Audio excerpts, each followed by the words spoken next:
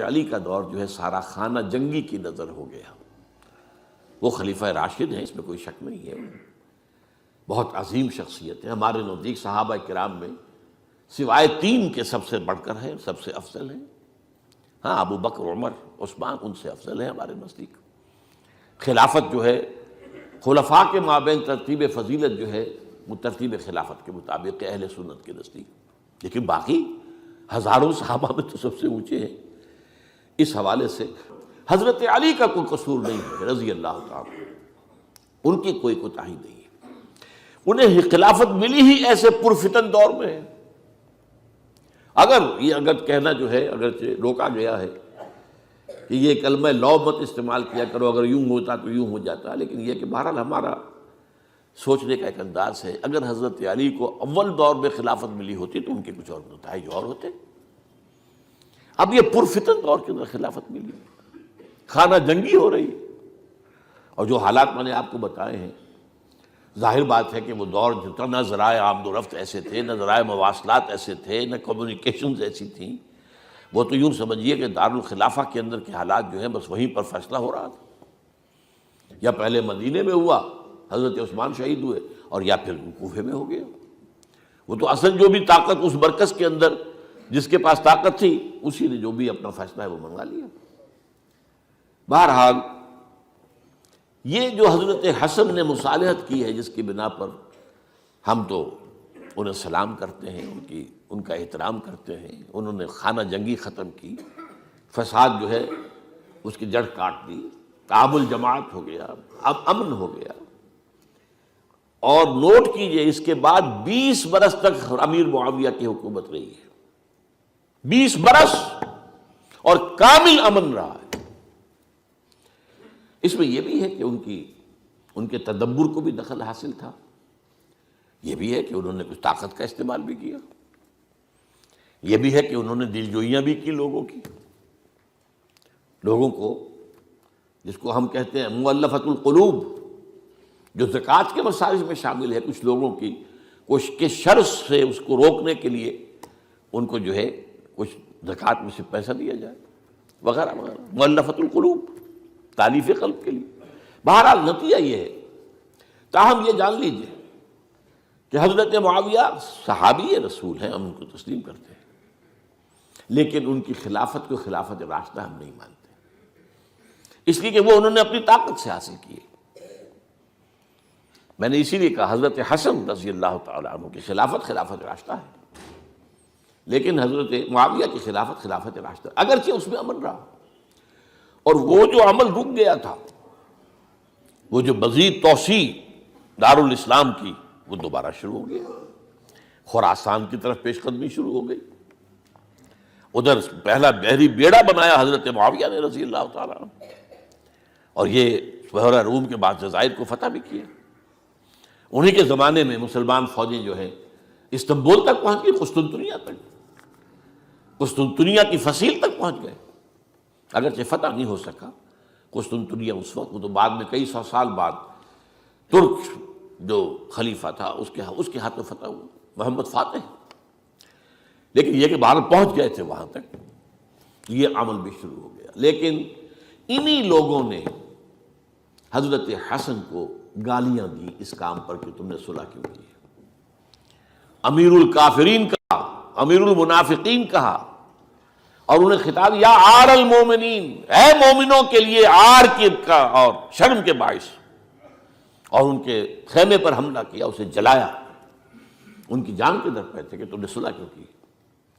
یہ اکھڑ لوگ، یہ لوگ، اس کے بعد اب میں صرف اشارہ کر رہا ہوں، یہی لوگ تھے اصل میں جو 20 برس کے بعد پھر جو حادثہ سانحہ کربلا ہوا ہے اس کا مین کردار یہ تھے. صرف چند جملے اس وقت کہوں گا. سانحہ کربلا پر میرا کتاب جو موجود ہے وہ آپ پڑھیے. حضرت معاویہ رضی اللہ تعالیٰ عنہ کو مغیرہ ابن شعبہ ایک بزرگ صحابیوں میں سے تھے، انہوں نے مشورہ دیا کہ دیکھیے آپ کی خلافت سے پہلے 4 برس تک خانہ جنگی رہی، 1 لاکھ کے قریب مسلمان ایک دوسرے کی تلواروں سے ختم ہو گئے. اب اگر وہ زمانہ گزر گیا، کبار صحابہ تو فوت ہو چکے، بڑے صحابہ تو گئے، اب تو یہ 9 مسلم جو فتح کے بعد ایمان لائے یا اس کے بعد ایمان لائے جبکہ سورہ توبہ کی آیات نازل ہو گئی، اب تو یہ لوگ، یا پھر اب نئے لوگ جو مفتوحہ علاقے میں ایمان لا رہے ہیں، مسلمان ہو رہے ہیں۔ لہٰذا اب وہ جو مسلمانوں کا ایک نظام خلافت راشدہ کا تھا، اگر اس کے پیچھے کسی مضبوط قبیلے کی طاقت نہ ہو تو وہ مرکزیت قائم نہیں رکھ سکے گا۔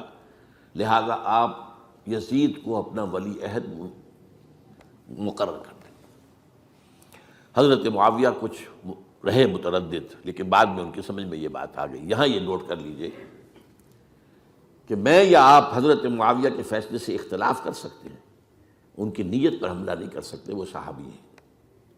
الصحابۃ کلہم عدول، ان کی نیت بھی یہی تھی، مسئلہ سمجھی اس میں کہ وہی امن جو ہے وہ برقرار رہے۔ اس وقت جو ہے کچھ تھے ہمارے جو اس وقت اگرچہ وہ صغار صحابہ میں شمار ہوتے تھے، لیکن اب وہ کبار تھے، وہ کھڑے ہو گئے کہ آپ یہ کام غلط کر رہے ہیں، یہ قیصریت اور کسرویت جو ہے اس کا آغاز کر رہے ہیں۔ اور یہ کون لوگ تھے؟ اب دیکھیے ترتیب: ابو بکر کے بیٹے عبد الرحمن، عمر کے بیٹے عبداللہ ابن عمر، عباس کے بیٹے عبداللہ ابن عباس، زبیر کے بیٹے عبداللہ ابن زبیر، علی کے بیٹے حضرت حسین۔ حضرت حسن فوت ہو چکے تھے کیونکہ یہ عین وسط میں ہوا واقعہ، 20 سال کے درمیان 10 سال حضرت معاویہ کی حکومت کو شروع ہوئے 10 سال ہو چکے تھے۔ میری جو تحقیق ہے یا مطالعہ اس کے مطابق تو یہ ہے کہ حضرت عثمان نے مصلحت سے، حضرت معاویہ نے مصلحت سے کام لیا اور ان پر جبر نہیں کیا۔ لیکن انہی ندوی صاحب نے کچھ لکھا ہے کہ بالجبر بھی ان سے بیعت لے لی، بیعت ولی عہدی۔ مجھے اس سے اختلاف ہے، یہ حضرات ایسے نہیں تھے کہ جو بالجبر بیعت کرنے والے ہوں، میں اس کو ماننے کو تیار نہیں ہوں۔ بہرحال یہ حضرت، میرے نزدیک حضرت معاویہ نے جبر نہیں کیا، زبردستی نہیں کی۔ لیکن جب حضرت معاویہ کا انتقال ہو گیا، اب جو ہے معاملہ یہ پیدا ہو گیا کہ اب بیعت کریں نہ کریں تو پھر جو ہے باغی شمار ہوگی۔ عبد الرحمن ابن ابو بکر رضی اللہ تعالی عنہما وہ فوت ہو چکے تھے، اب 4 رہ گئے تھے، عبداللہ ابن عمر، عبداللہ ابن عباس، یہ دونوں تھے جو عمر میں بڑے تھے، عبداللہ ابن زبیر اور حسین ابن علی رضی اللہ تعالی عنہ۔ ان چاروں نے کہا کہ کام غلط ہوا ہے یہ، لیکن اس کے بعد ایک تفریق ہو گئی۔ یہ جو دونوں بزرگ تر تھے، حضرت عبداللہ ابن عمر، عبداللہ ابن عباس، ان دونوں نے کہا کام تو غلط ہے لیکن ایسا نہیں ہے جس کی بنا پر خونریزی کرائی جائے، مسلمانوں کا خون بہے، بغاوت کی جائے، ایسا نہیں۔ مطلب یہ کہ اس کے اندر مصلحت کا تقاضا یہ ہے کہ اس وقت جو ہے اس کو تسلیم کر دیا جائے۔ لیکن یہ جو دو نوجوان تھے، ان کے اندر، نوجوان نہیں کہ وہ جوان تھے ماشاءاللہ، لیکن یہ کہ جوش زیادہ تھا، یہ اڑ گئے کہ نہیں، ہم اس غلطی کو اب نہیں چلنے دیں گے۔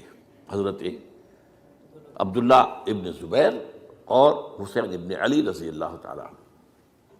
اب دیکھیے اصل فیصلہ کن بات کیا ہوئی۔ ان دونوں حضرات میں ایک اختلاف ہو گیا۔ حضرت عبداللہ ابن زبیر کا کہنا یہ تھا کہ یہی مقیم رہیے مکے میں، اور یہیں سے جو ریزسٹنس موومنٹ ہے وہ شروع کی جائے بنو امیہ کی حکومت کے خلاف۔ ادھر سے کوفیوں کے خطوط چلے آ رہے تھے حضرت حسین کو رضی اللہ تعالیٰ عنہ، آپ آئیے، ہم آپ سے بیعت کریں گے۔ حضرت حسین نے اپنے بھائی، چچا زاد بھائی مسلم بن عقیل کو بھیجا، ان کے ہاتھ پر 10-12 ہزار کوفیوں نے بیعت کر لی حضرت حسین کے لیے، اور ان کے خطوط کے جو ہے وہ تو پورے کے پورے تھیلے تھے حضرت حسین کے پاس۔ اس سے پھر حضرت حسین نے سفر کیا۔ ادھر یہ ہوا کہ یزید کی طرف سے عبید اللہ ابن زیاد جو ہے گورنر بن کر آیا، اس نے جو تشدد کیا کوفیوں پر، سب نے بیعت توڑ دی،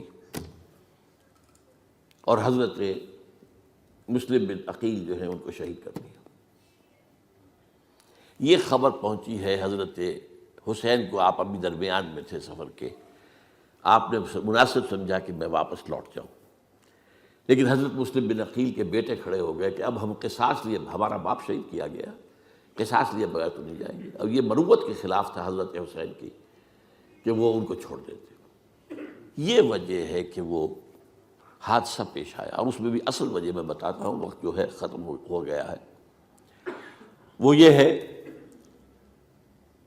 کہ حضرت حسین نے جب وہ لشکر تھا کوفیوں کا، کوفی تو آئے تھے نا، وہی کوفی جنہوں نے بیعت کی تھی، وہی بیعت توڑنے والے تھے، وہی لشکر میں آئے تھے حضرت حسین کے خلاف. حضرت حسین نے وہاں عین میدان جنگ میں اعلان کیا، دیکھو فلاں ابن فلاں، یہ تمہارا خط ہے کہ نہیں؟ تم نے مجھے بلایا. دیکھو فلاں ابن فلاں، تم نے مجھے دعوت دی تھی کہ نہیں؟ یہ دیکھو میرے پاس تمہارے خطوط جو ہیں تھیلے بھرے ہوئے موجود ہیں. اب انہیں اندیشہ یہ ہوا کہ اگر حضرت حسین کو کسی طرح بھی یزید تک پہنچ جانے دیا گیا تو ہمارا جو ہے بانڈا پھوٹ جائے گا، پھر ہماری خیر نہیں. ورنہ حضرت حسین نے کہا تھا دیکھو یا مجھے واپس جانے دو یا مجھے سرحدوں کی طرف جانے دو، میں کفار کے ساتھ جہاد کرتے ہوئے اپنی زندگی صرف کر دوں گا، یا مجھے یزید کے پاس جانے دو، میں اس کے ساتھ اپنا معاملہ کر لوں. انہوں نے کہا کہ اگر یزید تک ان کی رسائی ہو گئی تو پھر ہماری خیر نہیں. تو انہوں نے نہ صرف یہ کہ شہید کیا، وہی کوفی، وہی بنو تمیم کے لوگ، وہی اکھڑ، انہوں نے نہ صرف یہ کہ شہید کیا بلکہ پھر خیموں کو آگ لگائی. کیوں لگائی؟ تاکہ وہ جو ڈاکومنٹری پروف تھا ان کے خلاف وہ ختم ہو جائے، ورنہ آگ لگانے کی کیا ضرورت تھی؟ انہوں نے اور تو کوئی نہیں کیا، یعنی وہ کام تو نہیں کیا کہ جو کسی مفتوح کے ساتھ کیا جاتا ہے. حضرت حسین کے بیٹے بیمار تھے، حضرت علی بن حسین زین العابدین رحمۃ اللہ علیہ، انہیں شہید تو نہیں کیا. جو خواتین تھیں جو ان کی کوئی بے حرمتی نہیں کی. یہ نہیں کہا کہ اب یہ تو جیسے کہ خوارج کہتے تھے کہ جو مسلمان کافر ہو گئے ہیں، مسلمان ہیں، ان کے نزدیک کافر ہیں، ان کی بیویاں بھی حلال ہیں ہم پر، وہ تو کنیزیں ہیں. پھر فیصلہ یہ تو نہیں کیا.